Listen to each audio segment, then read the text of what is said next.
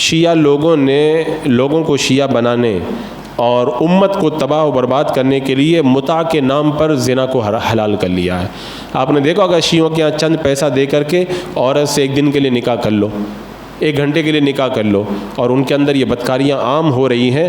اور یہ حضرت عمر فاروق رضی اللہ تعالیٰ عنہ سے روایت ہے کہ جب یہ 10 آیتیں نازل ہوئی نا، جب بھی میں نے تلاوت کی تو اللہ کے رسول علیہ الصلوۃ والسلام نے خوشی منائی۔ ان 10 آیتوں کی جب نزول کا وقت ہوا، وہ نازل ہوئی، اللہ کے رسول علیہ الصلوۃ والسلام نے خوشی منائی اور فرمایا جو مسلمان ان 10 آیتوں کو زندگی بھر اپنے اور اپنے گھر والوں کے ساتھ میں ان پر قائم رہے گا، ان پر عمل کرے گا، یعنی نماز پڑھے، خشوع و خضوع سے، بیہودہ باتوں سے بچے، زکوٰۃ ادا کرے، اپنے آپ کو ستھرا رکھے، شرمگاہ کی حفاظت کرے، تو اللہ کے رسول علیہ السلام نے فرمایا وہ جنت کے داخلین و اولین میں سے ہوگا، یعنی جنت میں جو سب سے پہلے جائیں گے نا، ان کے ساتھ میں اللہ تعالیٰ ان کو جنت میں داخلہ نصیب فرمائے گا۔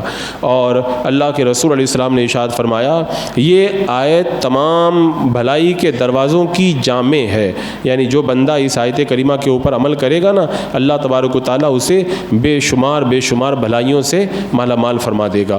تو اور تفسیر رول بیان کے اندر ہے کہ جب اہل جنت کا جنت میں داخلہ ہوگا، جنتی جنت میں جائیں گے نا، تو جنت پکار کر کے کہے گی قد افلح المؤمنون، مسلمان کامیاب ہو گئے۔ کون سے مسلمان؟ جن کی صفتیں ابھی آپ کے سامنے تلاوت کی گئی۔ اور وہاں پر مومنوں سے مراد فقراء، صابرین اور شاکرین، علماء، صالحین اور نیک لوگ مراد ہیں، جن کو اللہ تبارک و تعالیٰ جنت کی بہاریں نصیب فرمائے گا۔ اور آگے فرمایا فمن ابتغى وراء ذلك فاولئک هم العادون، تو جو ان دونوں کے سوا کچھ اور چاہے وہی حد سے بڑھنے والے ہیں۔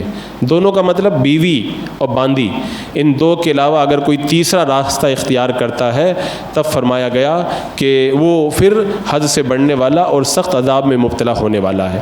اس آیت کریمہ میں آپ غور کریں گے تو ایک بات اور بھی سمجھ میں آئے گی۔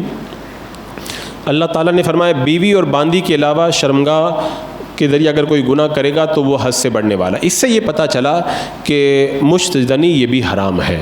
امام اعظم ابو حنیفہ رضی اللہ تعالیٰ عنہ نے فرمایا کہ مشت زنی یہ فعل حرام قطعی ہے، بہت سخت گناہ ہے۔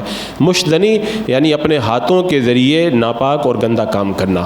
اور اس آیت کریمہ میں جب فرما دیا کہ 2 کے علاوہ تیسری صورت جائز نہیں ہے، تو لہذا کوئی اگر اپنے ہاتھوں کے ذریعے اگر گناہ کرتا ہے وہ بھی سخت گناہ گار۔ اللہ کے رسول علیہ السلام نے فرمایا ناکح الید ملعون، ہاتھ سے وطی کرنے والا ملعون ہے۔ اپنے ہاتھوں سے جو گندا کام کرے، میرے آقا نے فرمایا اس پر لعنت ہے اس کے اوپر۔ اور ایک روایت کے اندر ہے اللہ کے رسول علیہ السلام نے ارشاد فرمایا اللہ تبارک و تعالیٰ عذاب دے گا ان کو جو اپنی شرمگاہوں سے کھیلتے ہیں اور ضائع کرتے ہیں، یعنی جو اپنی شرمگاہ کے ذریعے جو ہے وہ گناہ کام کرے اپنے ہاتھوں سے، تو اللہ تبارک و تعالیٰ ان کو سخت عذاب کے اندر مبتلا فرما دے گا۔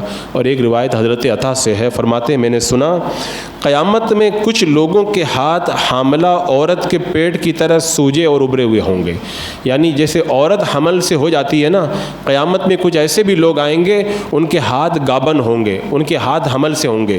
جیسے عورت کے پیٹ میں بچہ ہوتا ہے تو وہ کیسے حمل سے اس کا پیٹ ابھرا ہوا رہتا ہے، ایسے ان کے ہاتھ ابھرے ہوئے ہوں گے۔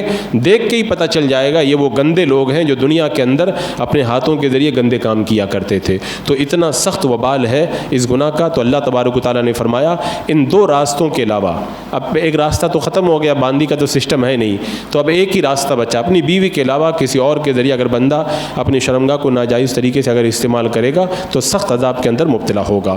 تو فرمایا فإنہم غیر ملومین، یعنی بیوی اور باندی کے علاوہ اگر کوئی اپنی بیوی سے صحبت کرے، یہ بیوی اور باندی کے علاوہ اگر کوئی کسی اور کے ذریعے اگر یہ کام کرے گا تو گنہگار ہے، لیکن اگر ان 2 کی شریعت نے اجازت دی ہے تو ان 2 کے ساتھ میں یہ فعل اس کے لیے جائز ہے۔ اور فرمایا جو ان 2 کے علاوہ کرے، یعنی جو مباشرت کے مذکورہ طریقوں کے علاوہ کوئی اور راستہ اختیار کرے۔ اب کوئی اور راستہ کا مطلب چاہے وہ رنڈی بازی ہو، قہبہ گری ہو، یا گرل فرینڈز کے نام پر عیاشی ہو، یا کسی فنکشن کے نام کے اوپر اگر بدفعلی کا ارتکاب ہو، یا لونڈے بازی ہو، جو بھی گناہ ہے سب اسلام نے اس آیت کریمہ کے ذریعے حرام کر دیے ہیں۔ اور اللہ کے رسول صلی اللہ تعالیٰ علیہ وسلم نے ارشاد فرمایا جو شخص تم میں سے نکاح نہیں کر سکتا اس کو چاہیے کہ روزہ رکھے. یعنی اگر خواہشات زیادہ ہیں، نکاح کی طاقت نہیں ہے، تو اپنی خواہشات کے لیے غلط راستہ نہ چلے، بلکہ نکاح کرنے کے بجائے اگر وہ نکاح نہیں کر سکتا ہے تو پھر روزہ رکھے، تاکہ بھوک کی وجہ سے اس کی خواہشات ٹوٹ کر کے رہ جائیں. اور اس حدیث پاک کی روشنی میں علماء کرام نے فرمایا، ابن جریج کہتے ہیں کہ میں نے عطا سے پوچھا مشجنی کے بارے میں، اگر کوئی اپنے ہاتھ سے گناہ کرے تو کیا حکم ہے؟ تو انہوں نے فرمایا میں نے سنا ہے قیامت کے دن ایک قوم کو اٹھایا جائے گا، ان کے ہاتھ گابن ہوں گے. وہی حدیث پاک پڑھی اور فرمایا کہ اس حدیث پاک سے پتہ چلتا ہے کہ بہت سخت گناہ ہے. اور حضرت سعید بن جبیر رضی اللہ تعالیٰ عنہ نے فرمایا اللہ تبارک و تعالیٰ نے اس قوم کو عذاب میں مبتلا کر دیتا ہے جو مشدنی کا ارتکاب کرتے ہیں.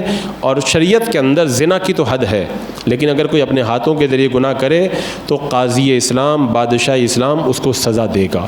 اب کیا سزا دے گا وہ بادشاہ اسلام کی مرضی پر ہے، جو مناسب سمجھے اس کو سزا دے. آج کل ہمارے معاشرے کے اندر جو گناہوں کے راستے کھلے ہیں، خاص طور سے نوجوان نسل کے لیے موبائل کے ذریعے اب گناہ سے بچنا اتنا مشکل ہو گیا کہ اب ان نسلوں کو جب تک ان قرآن و احادیث کو سنا کر کے اور اس کے عذاب سے نہ ڈرایا جائے تو شیطان کبھی بھی ان کو ورگلا کر کے گناہ کے سخت راستے کی طرف لے جا سکتا ہے. اور ظاہر سی بات ہے کچی عمر کے اندر تجربہ کم ہوتا ہے، شیطان ان کو آسانی سے بہکا لیتا ہے.